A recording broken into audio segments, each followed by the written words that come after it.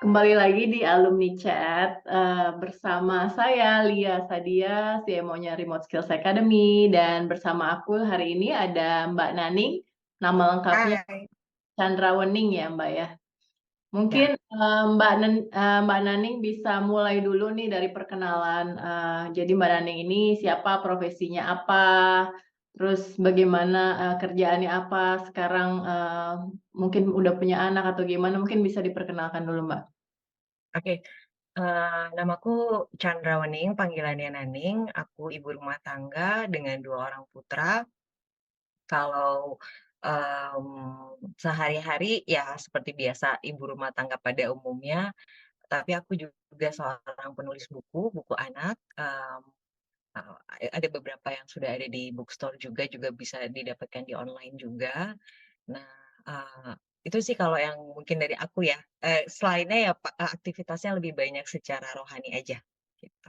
Oh gitu. Oke, menarik banget Mbak. Mbak ini kan, penulis buku, mungkin bisa diceritain nih, udah berapa lama nulis bukunya dan jenis-jenis bukunya tuh apa aja, bisa disebutin juga judulnya kalau Mbak tertarik ya untuk jelasin, ya. Oke, kalau nulis bukunya itu mulai dari tahun 2013, pada saat sebenarnya, cukup ceritanya tuh ini sih Mbak, karena, eee kan anak nomor satu tuh kebetulan ada something wrong dengan kesehatannya ya, dan akhirnya itu yang membuat aku untuk berhenti bekerja. Nah, ketika dalam proses berhenti bekerja itu, ternyata untuk kembali bekerja sulit pada kondisi aku pada saat itu, dan and then I cry out to God lah, misalnya, "Tuhan, aku bisa apa nih? Aku nggak, apa, untuk setidaknya aku melakukan sesuatu lah." One day aku nulis sebuah cerita, untuk anak-anak, terus aku kirim, kebetulan temanku editor di sebuah, penerbit besar di Indonesia lah. Tapi pada waktu itu langsung ditolak Mbak, nggak oke deh.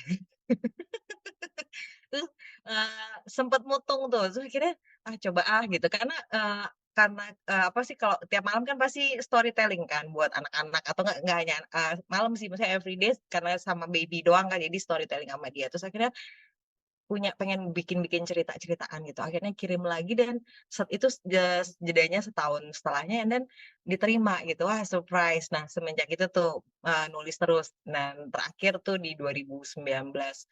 Kalau judulnya, ada beberapa sih Mbak, misalnya kayak kumpulan cerita 39 karakter pemenang, ada Seven Good Habits, ada yang hari pertama sekolah series, ini yang, cukup banyak diminati nih hari pertama karena, segmennya pada waktu itu untuk anak TK, sampai kelas 1 SD gitu kan, yang masih peralihan dari yang di rumah aja, terus, mulai bersekolah, mulai bersosialisasi gitu. Terus Mmm, ada, fantasi tentang judulnya Globe Series, terus, tentang pertemanan, dan tentang apa, satunya lagi tentang, apa, sikap kompetitif, itu ada mmm, di Kisah Binatang dalam Pertandingan, oke. series. Jadi, ya kurang lebih seperti itu sih Mbak cerita-ceritanya. Menarik banget Mbak, karena menulis buku anak itu, nggak gampang ya. Jadi menulis sendiri nggak gampang, terus menulis buku anak tuh lebih susah lagi. Dan, Mbak bisa melakukannya ya, that's really great. But then, kira-kira Mbak, mungkin bisa diceritain juga ya, gimana ketemunya sama RSA dan juga kenapa sih Mbak pengen belajar di RSA? Nah, ini awalnya tuh sejak pandemi kan, Mbak. Aku ngelihat pandemi itu banyak pekerjaan yang di-open secara remote gitu kan.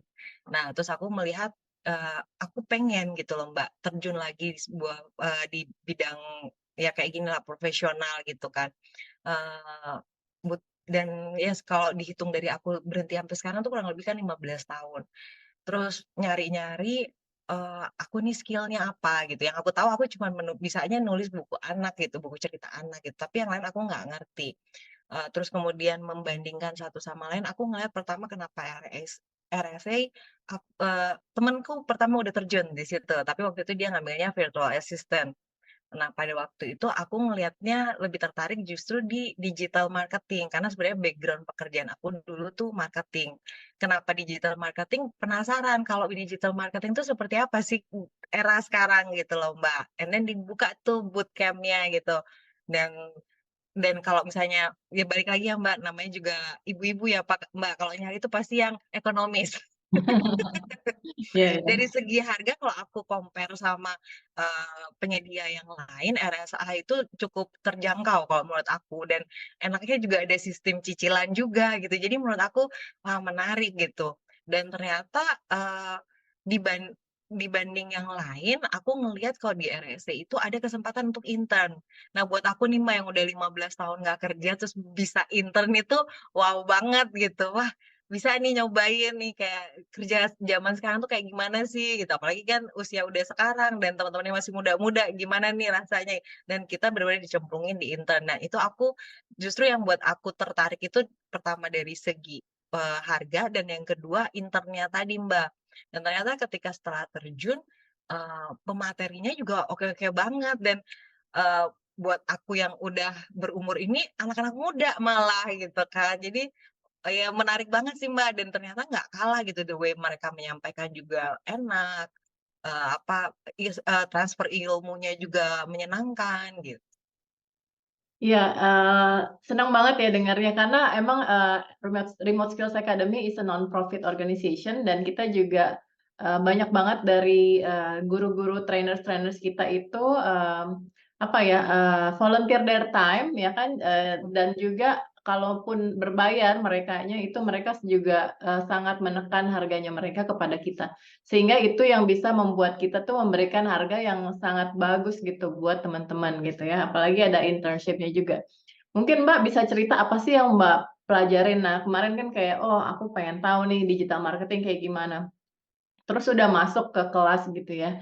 Apa sih, hal baru yang Mbak pelajari gitu di dalam kelas itu?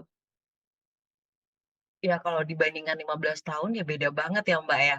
Dan aku kan tidak mengikuti ya, dunia marketing dari, tahun zaman aku sampai sekarang. Cuman aku melihat bahwa, perbedaan itu, signifikan dan the way approaching ke customer juga beda karena balik lagi kan kita sekarang zaman era gadget ya.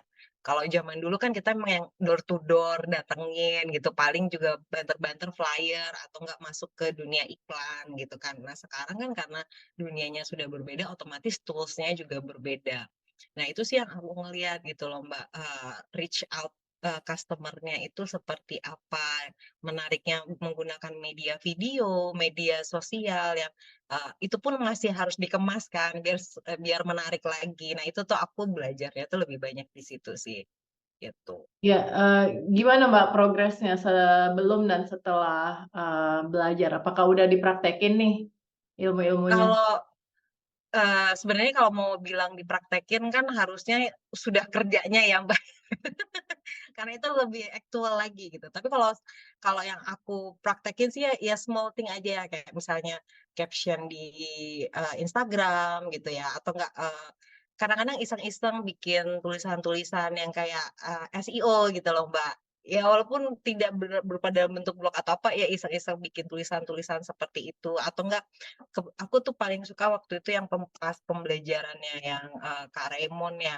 itu kan ada ya yang, campaign-campaign yang, cara bikin copywriting, terus bikin, tagline-tagline, iklan-iklan atau enggak, itu buat aku tuh menarik gitu, bagaimana cara mengambil, perhatiannya si customer ini dengan tagline kita dan nanti walaupun belum nyampe ke videonya ya, Mbak, ya, cuman itu pun sudah buat aku menarik gitu loh, memilah-milah kalimat-kalimat pendek tapi sudah, grab attention gitu. Itu kan menurut aku nggak gampang juga, mikirnya lumayan tapi itu menarik gitu.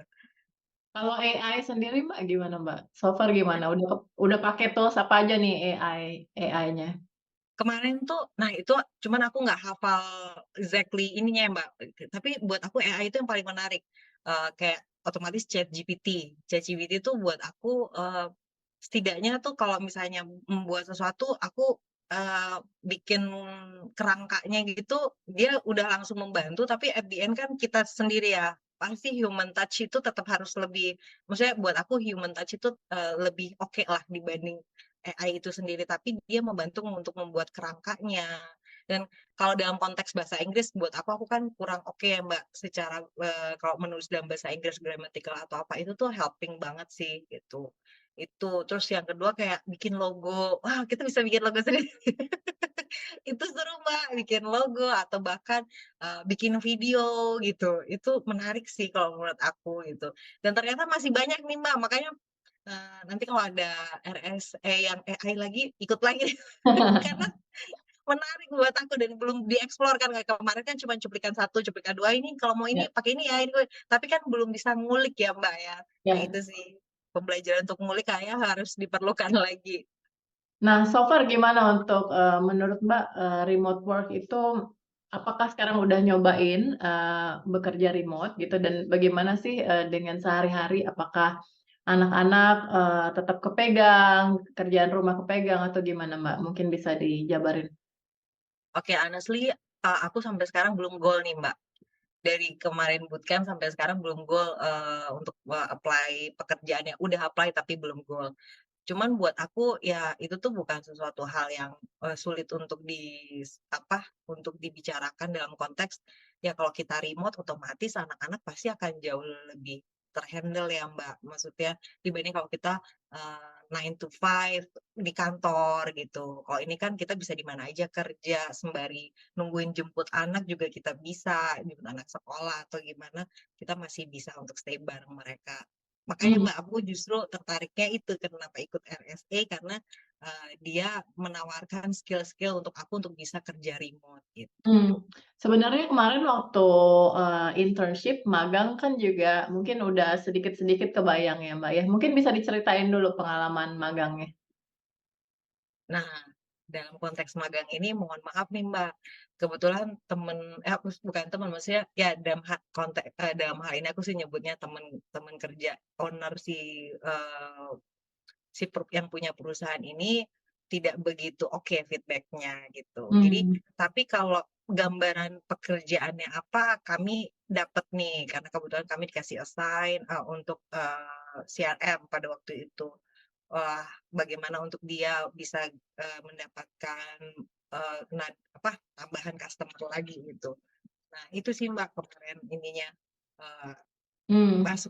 dapetannya, seperti itu. Cuman karena yang owner bisnisnya ini cukup sibuk, jadi, Mmm. feedback-nya tuh kurang lancar. Jadi Iya, iya. sampai terakhir kami presentasi, ya tidak begitu banyak informasi dari sang sang punya Mmm. bisnis gitu. Iya, iya, iya. Tapi at least, udah punya pengalaman ya yang bisa dibawalah ya untuk, next client juga ya, begitu. Yes. Eee, kalau misalnya mau di-list down kira-kira, kan sekarang, sekarang katanya ya dunia itu udah nggak fokus sama roles atau kerjaan, tapi lebih fokus ke skills gitu. Menurut Ya. Mbak Naning sendiri kalau di-list down nih ya, sekarang Mbak Naning skill-nya apa aja sih? Kalau sekarang Mhm. berdasarkan Yang udah dipelajari, berdasarkan ya.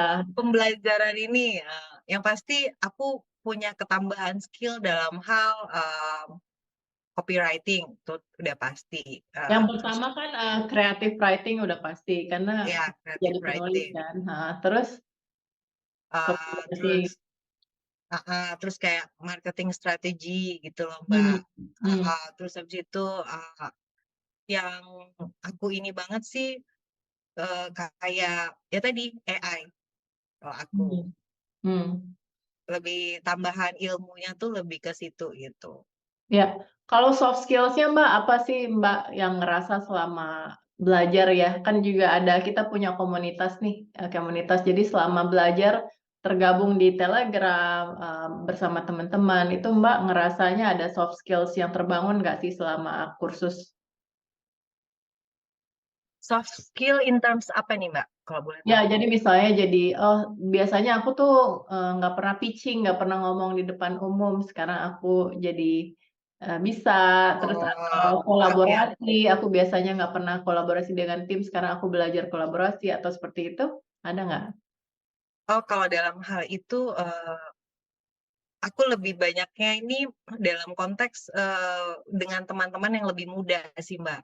Karena kan Hmm. ya seperti tadi kan aku juga berkecimpung di bidang rohani kan ya. Jadi untuk kayak masalah ngomong di depan orang atau kita kerja sama sebenarnya sudah terlatih gitu dalam hal itu. Cuman kalau ini kan beda ya, dalam konteks profesional dan teman-teman yang muda-muda ini juga skill-nya juga nggak kalah-kalah jago dan aku belajar banyak nih sama mereka. Jadi soft skill dalam hal pendekatan ke teman-teman sekerja gitu, bagaimana bisa ngerangkul mereka, terus mengajari mereka belajar dari mereka gitu, itu sih yang aku Hmm. dapetin. Hmm. Kalau kan dari tadi Mbak Naning bilang soal, aduh apa, umur yang lebih muda, ya maksudnya yang kerja sama yang lebih muda, gurunya juga lebih muda, apa segala macam ya.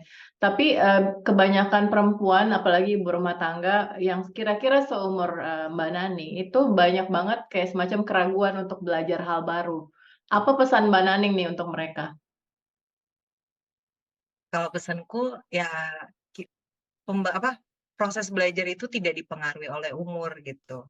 Memang kalau dalam konteks ini pengalaman itu sangat berpengaruh. Mungkin, dalam konteks skill kita, masih kurang berpengalaman nih sama yang lebih muda, tapi, teman-teman yang lebih muda ini mau kok ngajarin kita dan at the end kita bisa pace-nya pada akhirnya bisa sama nih sama mereka, atau bahkan lebih. Balik lagi tergantung kitanya mau atau tidak untuk mengusahakan itu gitu, Mbak. Ya jadi nggak ngaruh ya, umur itu. Yes, yes. Nah, ke depannya Mbak Naning, rencananya apa nih? In the next few months, few years, punya cita-cita apa? Kalau yang pasti sih Mbak pengen bisa goal, ya tadi remote works-nya itu gitu. Nggak usah jauh-jauh dulu lah Mbak, short ini ya, short cita-citanya adalah satu aja dapat klien Ya, klien untuk digital bekerja. marketing ya berarti ya? Enggak, aku kebetulan lagi pengen mau belajar lagi nih Mbak di RSA, nambah ilmu lagi di bidang virtual assistant. Lagi nabung-nabung dulu nih gitu. Nah, nanti kalau misalnya udah ada waktunya, baru aku pengen join lagi biar bisa nambah. Karena aku yakin kan kalau virtual assistant setahu aku juga tidak hanya untuk apa ya menyiapkan membantu untuk meeting atau segala macam. Ada mungkin digital marketing yang bisa dipakai untuk pekerjaan itu. Nah, setidaknya skill-skill itu aku bisa update dulu.